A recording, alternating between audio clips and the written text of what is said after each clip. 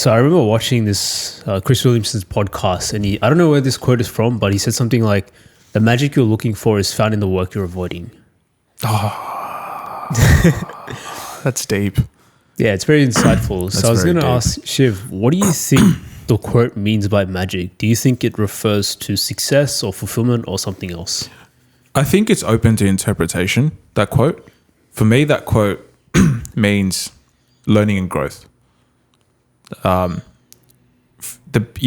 me, it's about developing, learning, and growing from the work that you're doing or the work that you're avoiding, right? So the way I see it is you have to get very uncomfortable with yourself and put yourself out of your comfort zone in order to learn, in order to grow, in order to develop, in order to become a better person, right? If we look at a lot of things that require, if we look at success as a whole, so the end goal is you've succeeded. But during that period to get to that success was the work you had to put in. Now, the work you put in, you learn a lot of skills. As you said, you learn, you develop, you grow. So that's essential to success. So, a lot of people say, oh, I just want to be successful. It's like, okay, well, you need to learn, develop, and grow in order to be successful. And how do you do that? You do the work that you avoid. Yeah, that's really well put. I think I completely agree. And I think when I think of the word magic, generally, I think people also think about like get rich quick schemes, pills, or something that's like a shortcut method. MLMs, yeah. Pretty much. You're right on the ball with that. Or those guys reaching out on LinkedIn. Exactly. Hey, bro, I've got an entrepreneurship deal for you. Out of DMs I've gotten for that. But yeah, it's ridiculous. And I agree that it's very open to interpretation. Like magic could mean success, or it could be like a goal, or it's like overcoming a challenge. I think it really is. There's two parts that I think to it. Is like, one is like a breakthrough moment, which you're saying like you have to go through a lot of adversity, challenges, and things, and it's through the consistency of that. Then you have like this moment where you start to experience an abundance of success and growth, and I think another part of it, which people might think is like the fulfillment and joy you get out of something. So like the purpose, meaningfulness behind what you're doing. And along with that is like the journey of growth, of self-development that you experience. But I think a much more grander, or I would say something that most people wouldn't look at, is that you get this like flow state when you might think at initially that it's very difficult and it's very resistance against what you're trying to do. But at some point, when you do something that's challenging, but also that feels like joy to you, you unlock this state of flow where you're able to have high levels of concentration and focus. And it's just a tad challenging above your level. But that's what keeps you preoccupied. And you don't even think about like the success or anything. You're just in the zone. You're doing the work and everything. And then eventually you come to a point where you just experience like an abundance of joy. So I think the magic really is found through the flow state of the work that you're doing. But initially you're going to try and avoid it because of a lot of reasons. We can explore more into that. Could it be that a lot of people haven't explored the flow state? So what I mean, it goes back to the question of the inner monologue, right? When we ask, why do people lack an inner monologue? But if you look at, like, it's interesting you say the flow state. Could it be that people have never actually experienced a flow state? And therefore, when you haven't experienced it, you actually don't know what that means or what that feels like. And when you don't have that flow state, everything feels a lot heavier, right? The work you do feels heavier. Everything, all your actions you do, it feels heavier. It lacks purpose, like you said. It lacks fulfillment. It lacks joy. It lacks a lot of aspects. So do you think it's more so people aren't motivated? Or do you think it's more so people just haven't experienced a flow state? Yeah, that's a very good question. I think, let me think about this. I think everyone has to some extent experienced flow state, but they don't realize it. Because it doesn't necessarily refer to work. It could be when you're doing sports. Like, I think a lot of people experience this when they're doing a sport that they're very passionate about or that they enjoy, like basketball or soccer. You're in like you're even when you see athletes as well, like they're in a state of flow where millions of people are watching them. And when you think about standing in front of a stage of millions of people, you're getting anxious. You think about the judgments of what other people view you as. Whereas when you see them, they don't care about any of that. They just focus on the game and just getting the score or just getting through the other side of like the race or whatever it is, getting through the obstacle. But they're so focused. So how do you think they get to that point? Like, how do you actually get to a free flow state? Like, like from experience, is it more? I think for me, it's more so finding purpose in what you do, and actually understanding of why you're doing it. And then I think the second part of it is, do I enjoy doing this? There's a lot of aspects of things that you do that you probably don't enjoy, which is fine. Like sometimes you do things because you have to do it for the sake of it. It's whether it's monetary or whatever it is. Like you're looking for something else other than finding fulfillment in that. But like, what are your thoughts in finding that free flow state of mind? Yeah, I think you have to be able to enjoy what you do. And it's not really the outcomes of the things, but actually rather the process and the journey of what you're trying to do. I think that's a big part of the flow state. It needs to be also very immersive. It needs to also be a little bit above your level, because I think the reason why we procrastinate is we're doing things way beyond our level, to the point that it feels like we're at the bottom of the mountain. And it's like we're trying to reach the top when we're not even we haven't even gotten the skills to get over the first couple of obstacles, or we haven't even gotten the right tools to be able to climb the mountain in the first place. So I think you have to do something that's a little bit above your level, to the point that it actually makes you focus completely. Because I think the main thing about flow state is being in an intense level of focus, to the point that you even forget to eat. Like your lunch and dinner time, you forget all that. It's just you're in the zone type of state. But you need to be able to enjoy it. And it needs to be, a bit challenging and involve a lot of your attention. So I think that's why people don't get into the flow state, is because they do something way above their level or way below their level. And I think I experience this, when you do something way below your level, like checking emails, you're gonna multitask. You're gonna check emails. You're gonna go on a phone call. You're gonna listen to podcasts or something in the background, and that's where your state of your concentration is completely you could say completely compromised, because you're trying to do 3 or 4 or 5 things. You're putting 10-20% focus on each, and we're not actually designed for multitasking. It's not something we do. It's actually what computers do. So to answer your question in short, I think it's intense levels of focus that's a bit above your level. Being immersive, so it has to involve senses. Otherwise, you're just passively learning, and has to be enjoyed. Like you have to have some sort of joy factor in the activity. I think good one that resonates, or the one that you said, that's really, I think it's so applicable to everyone. Like whether you're a CEO, whether you're a doctor, whatever it is, you're learning, whatever it is, it's breaking it into smaller steps. Like breaking it down, instead of looking at the journey, looking at the destination, focus on what can you do throughout that journey to get to that destination, to that part. And so, yeah, like you're right, those smaller steps then start to feel like, oh, I'm learning, I'm developing, I'm growing, each smaller steps, and you're getting your little wins. Those little wins compound, and then all of a sudden you have success at that point. Such a simple formula, right? But it's such a difficult thing to implement. Like I'm not going to virtue signal. I struggle with it. I struggle with it to this day. I'm going to be completely honest. Why do you struggle with it? Like, why do you think that? It's funny because you know the concept. You know. I think it's a lot of things come in the way. Like for example, let's say you're working and you get given a monumental task. I have moments where it's like, oh, I got this. Like smaller steps, know what I'm doing. I've got a plan.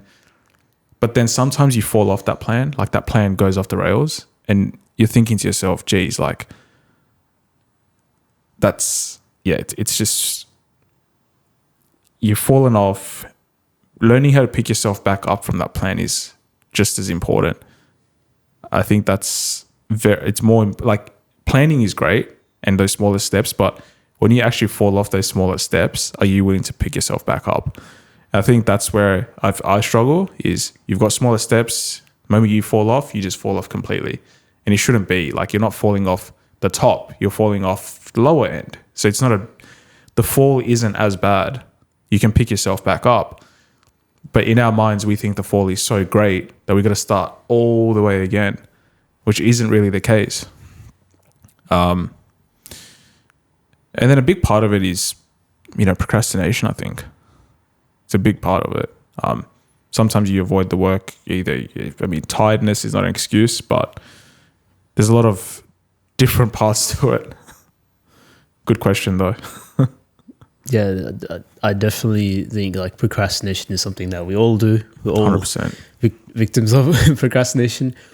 And personally for me, I think the reason why I do it is because, as I said, like I make the goal very distant. Like I try and do something way above my level when I'm not even at the first level yet. I'm trying to reach level 100, and it doesn't work like that in games. It doesn't work in real life. So when you distance yourself away from your goals, I think that's where you will just end up just procrastinating. No matter how much plans you have, you basically fall into the trap that, like, I think it's like you put a lot of emphasis on that. Like, this is it or it's either finished. So you miss all the progressive steps that you need to take, or you don't even celebrate your little wins along the way because you're so focused on just getting that big chunk of success, which never really comes like that. No, it doesn't. You're right. I think a big part of that you just said, celebrating your little wins, like being proud of yourself for that is very important. And yeah, 100%. And I think just think that you're always actually getting closer and closer with each day that you're committing to yourself for this task or whatever you're trying to do. And that you might just be, I always like to think like you're just one step away from what you're trying to get to. And even though it sounds a bit foolish, it ends up actually making you keep pushing towards getting there. Like, it might be one video away, one person away, one event away, one job interview away, one anything away from where you want to actually get to. I completely agree. You're right. You literally are usually one step away from that big thing. I'm speaking that from experience. It's, I think if I was to give a personal anecdote to that, yeah, work. Like it has been you're responsible for your own development and your own actions. No one's going to come out and rescue you. No one's going to push you to do it. You have to push yourself. And part of that is you can't avoid the work. You've got to put the work in to get the rewards of it. No, really well put. How do you think we can identify like the work we might be avoiding? Like, what holds this potential magic? Can you elaborate on that a bit? So what do you mean by that? So, I guess like, do you experience, okay, let me put it this way. Do you experience like negative emotions during like this, when you're avoiding work? And why do you think it is the case? Like, what are these types of emotions that you do experience? Yeah. Okay. I would say stress and anxiety is probably a big one. Sort of anxious about what's going to happen, even though you should focus on what you can control and really hone down on that, is that you are responsible for what you can control. But stress, when you're trying to multitask, as you said, like you've got 7 different tasks, you're trying to do 10, 15% focus on each. You're not doing anything. Those are probably the biggest 2 ones for me, is stress, anxiety. I'm trying to think, what else do I feel when I'm avoiding work? Shame, guilt. Yeah, that's a big one. Shame and guilt. Like, you feel guilty, you procrastinated. You procrastinate more because you feel guilty, and it becomes a spiral. You know? It's a never-ending cycle at that point. You just ruin yourself. And not in a like, you haven't ruined yourself completely to the point where you're not existent or, you've completely ruined your life. You've just ruined that little chapter or that little point in your life. So you can pick yourself back up. But I would say shame and guilt are a big one. Just regret. Yeah, I think because the way I think that it's very important to identify what emotions you do experience during those moments, during those times, because I think sometimes we mix up things. Like we think we experience we say stress, anxiety, worry, and all these things, but they have a subtle difference between each of them as well. Mm-hmm. And I think when you identify what emotion you experience, then you can start to dig deep into why you experience that. Like I think with regret and guilt, it's just about the past. So it's like mistakes that you made in the past, but you haven't really amended. And that is what is probably holding you back and making you avoid the work, even though you know you need to do it. And it's going to allow you to grow. So it's something in the past. So when you identify that emotion and what that source is of why you're avoiding it, I think that's when you can start to take the steps to actually then find the magic. So that's why I asked the emotions that you experience. Because I agree. I think a lot of the time it's stress, anxiety, and worrying. And the way I distinguish between them is stress is more in the present. So it's immediately what's concerning you right now. And worrying is more of the past. And I think that ends up building into the guilt, which is, mistakes that you've done, things that you don't forgive yourself. And I think you need to be able to, forgive yourself of the mistakes that you've made in the past, because no one's going to be able to, I guess, take that shame and guilt away from you. You have to go through that process. And otherwise that's going to start making you avoid the work that you should be doing. It's a good way to look at it. Yeah, forgiving yourself. I think people don't, I don't do that enough. It's a common thing. When you're so critical on yourself, you're so harsh on yourself, and you're just so, it's a good thing, right? In a way, you have high expectations of yourself.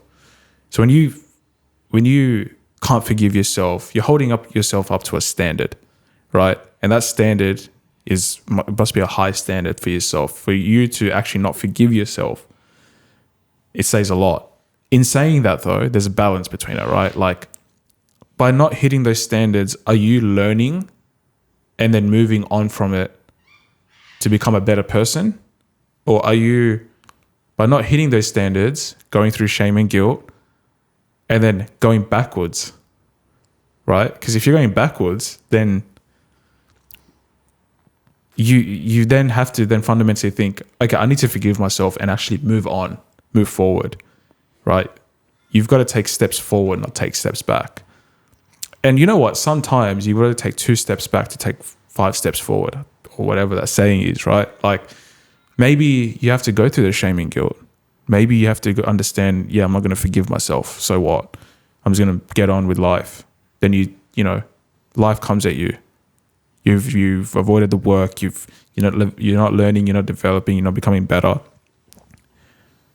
And then that thinking hits you. It's what am I doing?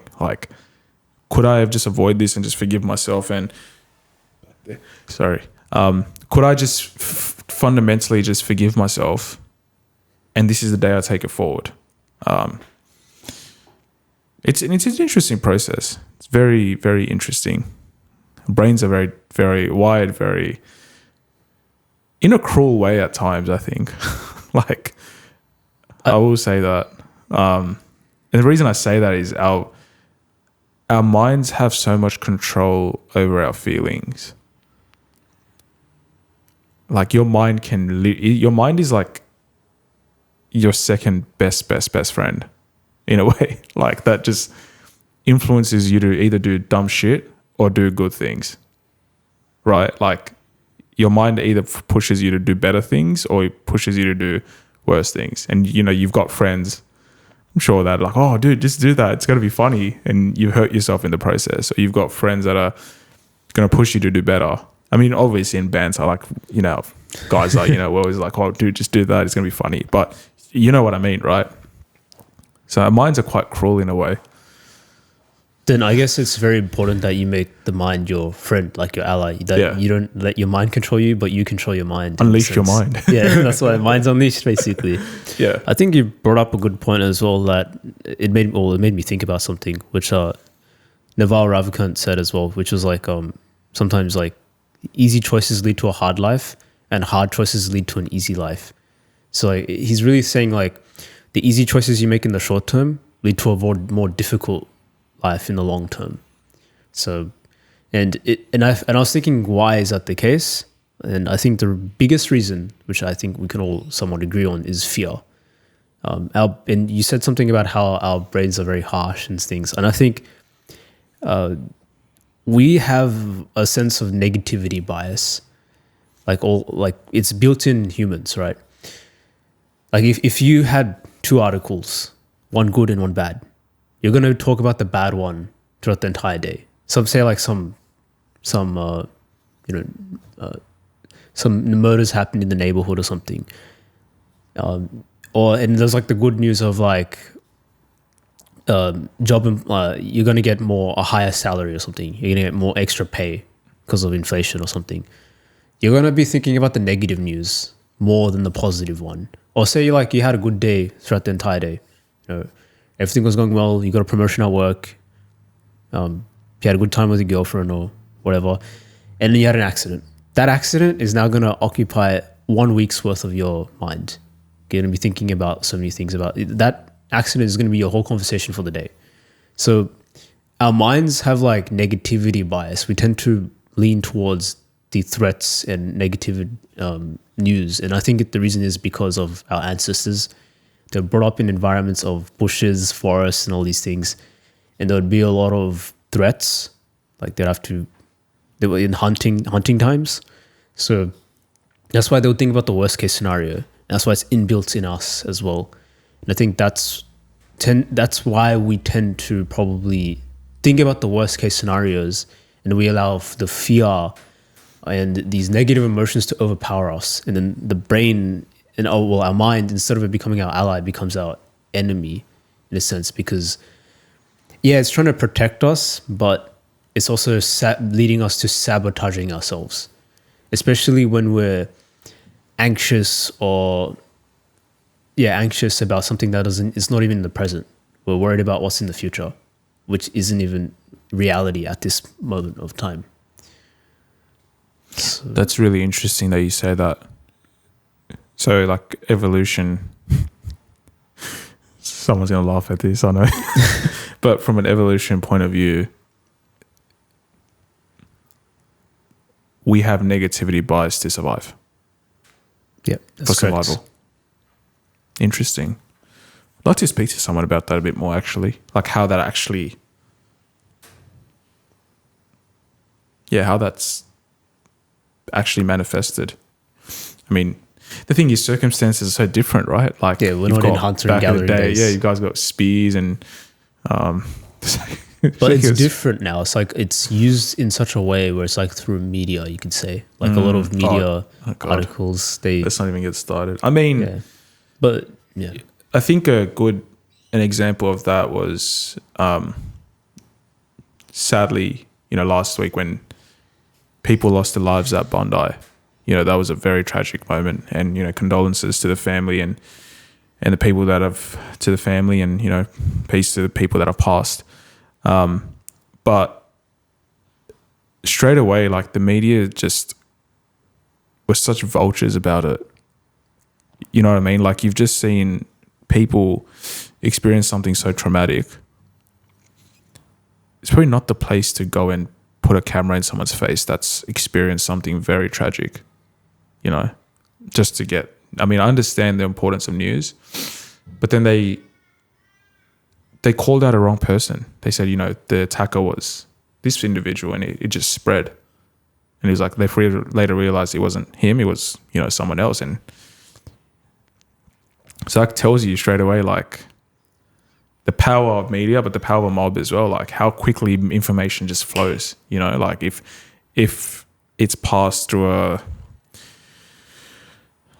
specific channels, tragic. I mean, same thing and then 3 days later, the church stabbings, like how much did we see on that? You know what I mean? I mean, it's understandable, like that's how media is, but it tells you that negativity bias. But I agree. Yeah, I agree. Yeah, it's Definitely like just inbuilt. And that's why I think we tend to like the negative emotions of that threats and those things end up overpowering us and Yeah. leading us to avoiding the work. I will wrap up here, but I think we've had a really good conversation. Incredible quote, man. Incredible. When you actually decipher that quote and break it down, I think that quote really encapsulates a lot of people. As a whole, it just... The whole population. The whole population. It just literally, it's just there. But the way to get to that work is is a whole different thing. So it makes sense, but I think it's just only up and forward, right? Like there's look up and look forward. It's probably the best way. I think like just to finish it off, like the way I would think of this quote is that I think it's trying to reframe like avoidance, like the thing that you're really trying to avoid is a powerful potential source of positive change and growth, instead of viewing it as like a roadblock. And so the work that we end up resisting is actually the key to unlocking our true potential and our value, which will be realized later down the path once we go through it. Well said, Wasif. Thank you. If you enjoyed the video, please like and subscribe to our YouTube channel, and please follow us on the streaming services that you're listening on. We've got some great content ahead. Yeah, thanks, Shiv. Thanks, everyone. Great things to come later on. Thanks, Stay guys. tuned. Thank you.